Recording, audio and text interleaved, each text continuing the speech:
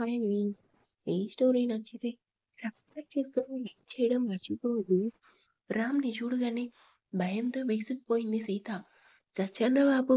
ఇప్పుడు నిజంగానే నన్ను చంపేస్తాడు. అయినా వాష్‌రూమ్ డోర్ లాగేశాను కదా! ఎలా బయటికి వచ్చాడు?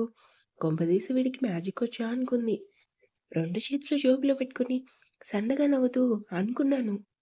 పొద్దున్నే లేవగానే ఏడవకుండా చక్కగా తలస్నానం చేసి అందంగా చీర కట్టుకొని చేతికి నిండు గాజులేసుకొని, అందమే అసూయపడేలా రెడీ అయ్యి, నేను అడక్కముందే టవల్ తెచ్చి ఇచ్చినప్పుడే అనుకున్నా. నువ్వేదో తిక్క పని చేస్తావని. అయినా నేను అనుకున్నంత అమాయకురాలివైతే నువ్వు కాదు సీత. చాలా గట్స్ ఉన్నాయి నీకిప్పుడు. నేను కొట్టాలా? లేదంటే తిట్టాలా? ఆడపిల్ల మీద చేయి చేసుకోవడం చాలా తప్పు. తిట్టడం కూడా తప్పే. మరిప్పుడు నిన్నేం చేయాలి అంటూ సీత దగ్గరగా వచ్చాడు. సీత ధైర్యంగా ఆ! అయినా నేను నెత్తి కూడా ఉందా? కోపంగా చూసి, నేను చేసింది తప్పైతే కాదు. మా మామయ్య కోసం ఫోన్ చేశాను. తన ఆరోగ్యం ఎలా ఉందో ఏంటో తెలుసుకోవాలని. అచ్చా! అవునా? నైటే కదా తీసుకొని వెళ్ళాను. అయినా ఆ ముసలోడు తెల్లారేసరికి ఎలా చచ్చిపోతాడే? బ్రతికే ఉంటాడు కదా! కోపంగా రామ్ షర్ట్ కాలర్ పట్టుకొని, చంపేస్తాను అర్థమైందా? మామయ్యని ఒక్క మాటన్నా చంపేస్తాను. ఫోన్ చేయటం కూడా తప్పేనా? అంతే కోపంగా సీతని వెనక్కి ఉన్న వాల్ కాడ్నుంచి యెస్. తప్పే. నువ్వు చేసింది తప్పే. అయినా నీకు చెప్పాను కదే! నాకు తెలియకుండా వాళ్ళకి ఫోన్ చేసి మాట్లాడినా చంపేస్తాను అని. అయినా ఎందుకు ఫోన్ చేశావు? నా ఇష్టం నా మామయ్య. నా బాబాయ్ ఎలా ఉన్నారో ఏంటో తెలుసుకోవాలని ఫోన్ చేశాను. అంతే ఆవేశంగా రామ్ సీతపై ఒరిగిపోయి, అయితే నా ఇష్టం వచ్చినట్టు నిన్నేమైనా చేసుకోనా? అప్పటి వరకు ఉన్న కోపం ఒక్కసారిగా ఎగిరిపోయింది. ఏం మాట్లాడుతున్నారు మీరు? మరి నాకు తెలియకుండా ఫోన్ చేశావు. అది కూడా నా ఫోన్ టచ్ చేశావంటే మాటలు కాదుగా. అందుకు నిన్ను పనిష్ చేయాలిగా అంటూ చిన్నగా నవ్వుతూ సీత కళ్ళలో చూశాడు. ఆ చూపు చూసిన సీతకి వెన్నులో వణుకు పుట్టింది. వద్దు. ఏం చేయొద్దు. ఇంకెప్పుడు ఇలాంటి పిచ్చి పనులు చేయను. చేయవన్న నమ్మకం ఏంటి? సీత ఏడుస్తూ మామయ్య నన్ను పెంచి పెద్ద చేసింది. అలాంటిది ఆయనకు ఫోన్ చేయటం కూడా తప్పేనా? తప్పే కదా! నిజంగా నీకు ఫోన్ చేయాలని ఉంటే నా పర్మిషన్ అడగాలి కదా! మరెందుకు వాష్‌రూమ్ డోర్ లాకేసావు? లాకేసాను కదా! అయినా మీరెలా బయటికొచ్చారు? నేనెలా బయటికొచ్చానన్నది చాలా ఇంపార్టెంటా? రామ్ కళ్ళు చూడగానే సీతకు భయమేసింది. ఇంకెప్పుడు ఇలాంటి పిచ్చి పనులు చేయను నన్ను వదిలేయండి అంటుంది. ముందు నిన్నేసేస్తే ఆ ఆదిగాడికి బుద్ధి వస్తుందే. కానీ చంపకూడదు నిన్ను. నా మెడలో అగ్నిసాక్షిగా 3 ముళ్ళు వేసి ఎప్పుడో నిన్ను చంపేశారు కదా! కొత్తగా చంపడానికి ఏముందని నేనిలా కూడా బ్రతకూడదా? నాకు నచ్చినట్లు నువ్వు బ్రతకాలి. నీకు నచ్చినట్లు బ్రతికడం కాదు. రాక్షసుడివి నువ్వు. అయినా నన్నెందుకు పెళ్లి చేసుకున్నావు?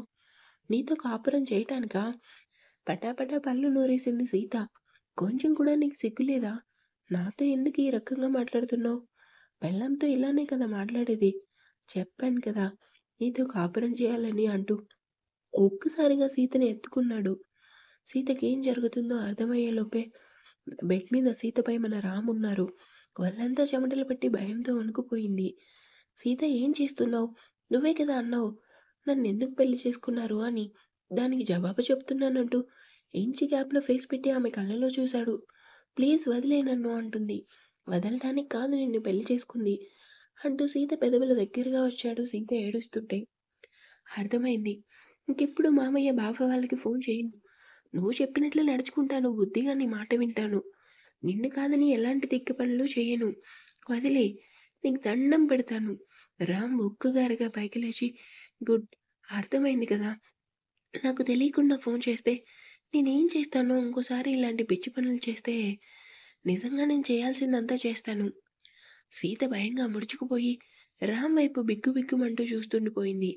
ఆమె అంతగా ఏడ్చేసరికి రామ్‌కి బాధ అనిపించినా, ఆమె ప్లేస్‌లో తన్వి గుర్తొచ్చేసరికి ఎంతగానో నలిగిపోయాడు. నాకు తెలియక అడుగుతాను ఎలా నచ్చాడే ఆదిగాడు? సీత ఎదురుగా మఠం వేసి కూర్చుని మరి అడిగాడు. సీత ఏడుస్తూ నీకెందుకు చెప్పాలి? ఎవరు నువ్వు? నిజంగానే చెడ్డవాడివి నువ్వు నన్ను ఇలా టార్చర్ పెడుతున్నావు. రామ్ యాటిట్యూడ్ లుక్ ఇస్తూ చెడ్డవాడిని నీ దగ్గర మాత్రమే చెడ్డవాడిని. సీత కన్నీరు తుడుచుకొని నాతో మీరు మాట్లాడకండి. నేను మీతో మాట్లాడను అంటూ వెక్కి వెక్కి ఏడుస్తూ, చిన్నప్పటి నుంచి మా మామయ్య కానీ, మా బావ కానీ నన్ను అస్సలు కొట్టలేదు, తిట్టలేదు. కనీసం కష్టం అంటే ఏంటో కూడా నాకు తెలీదు. అంత బాగా చూసుకున్నారు. ఎంతో సంతోషంగా ఉండేదాన్ని. కానీ మీరు మాత్రం 24 గంటలు నన్ను ఏడిపిస్తున్నారు. నేనే తప్పు చేశాను మీ విషయంలో చెప్పండి? శిక్ష అనుభవిస్తాను. అంతేకాని నా మనసు ముక్కలయ్యేలా ఎందుకు నన్ను బాధపెడుతున్నారు? చిన్న పిల్లలా ఏడుస్తూ కంప్లెయింట్ ఇచ్చినట్లుగా అడిగింది సీత. ఆమె అడిగిన తీరుకి అంత సీరియస్‌లోనూ రామ్‌కి నవ్వొచ్చింది. సీత మాట తీరుకి రామ్‌కి బాగా అర్థమైంది. సీత ఎంతో గారాబంగా పెరిగిందని. నేనేం బాధ పెట్టలేదు కదా బంగారం. ఇంకెందుకు నా మీద కంప్లెయింట్ ఇస్తూ నాకే చెప్తున్నావు? ఇప్పుడే చెప్తున్నాను వినండి. నా జీవితం నా బావకే అంకితం. మీకు నా మీద కోపం ఉంటే తిట్టండి. లేదంటే కొట్టండి.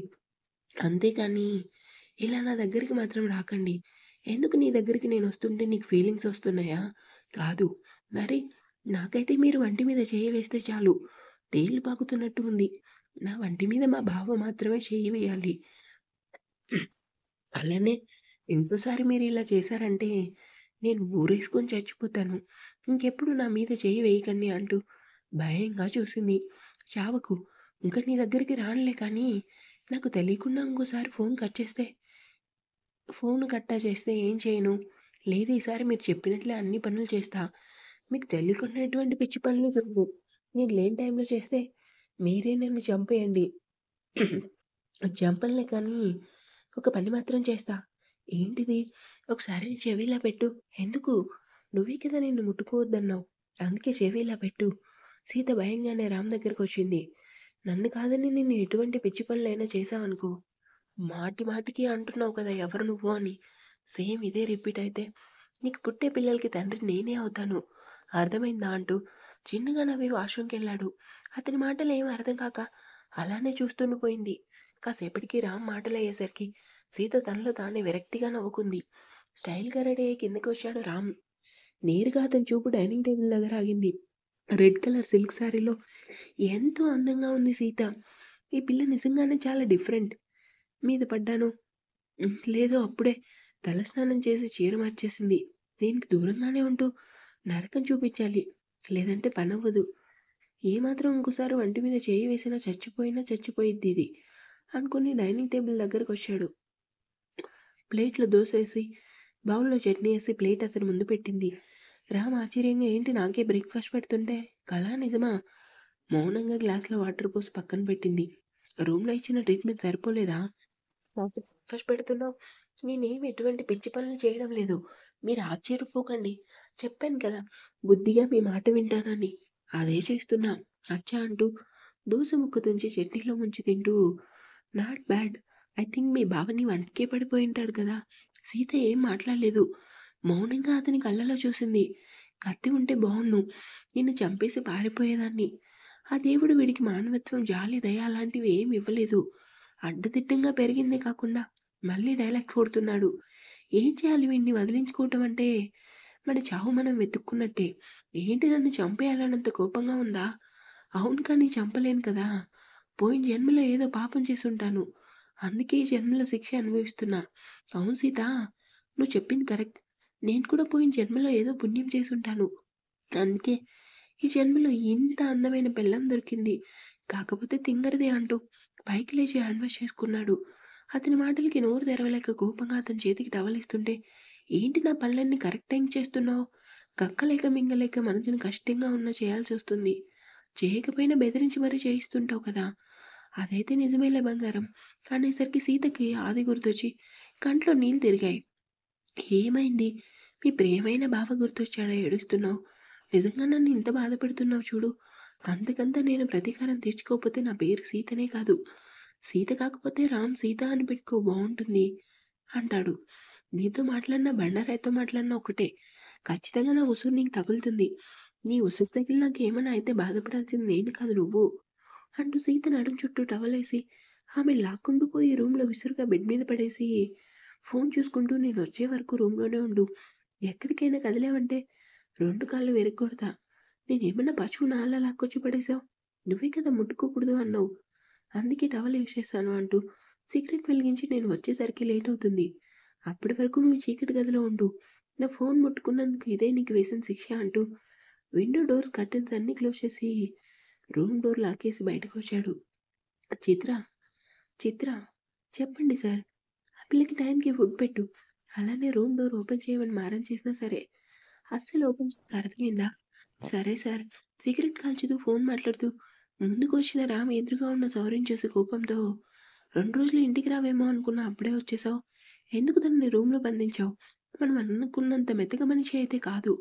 నువ్వు మరీ జాలిపడకు. పద షూటింగ్ టైం అవుతుంది. పాపం రా అమ్మాయి. నువ్వెన్ని చెప్పినా నేను విననని తెలిసి కూడా ఎందుకు మళ్ళీ క్లాస్ మొదలుపెడతావు? విసుగ్గా చూశాడు. రామ్, చూడు శౌర్య, ఆ పిల్ల కోసం మాట్లాడాలనుకుంటే నిజంగా నాకు కోపమొస్తుంది. నీతో గొడవ పడడం నాకిష్టం లేదు. నాకు మాత్రం సరదానా? ప్లీజ్ శౌర్య అంటూ శౌర్య చేతిని పట్టుకొని బయటికి నడిచాడు. ఇంట్లో చుట్టూ ఎంత సెక్యూరిటీ అరేంజ్ చేశావు? అలాంటిది ఎలా పారిపోతుంది సీత? దానికి మైండ్ చురుగ్గానే పనిచేస్తుంది. అందుకే అరేంజ్ చేశా. నీకు తెలుసా నా ఫోన్ నుంచి అది హాదిగడికి ఫోన్ చేసి మాట్లాడింది. ఏంటి? అవును అంత కిలాడి కానీ ఆ పిల్లని చూస్తుంటేనే నవ్వొస్తుందిరా. ఎందుకు బాగా ఏడుస్తుందనా? కాదు చిన్న పిల్లలా మారం చేస్తుంది. నన్ను కొట్టండి, తిట్టండి అని. అంటూ నవ్వుతూ కారెక్కాడు శౌర్య. కామ్‌గా కారెక్కి వీడికి ఎప్పటికి అర్థమవుతుందో తప్పు చేశానన్న బాధ కొంచెం కూడా వీడిలో లేదు అనుకున్నాడు. ఇంకా ఉంది.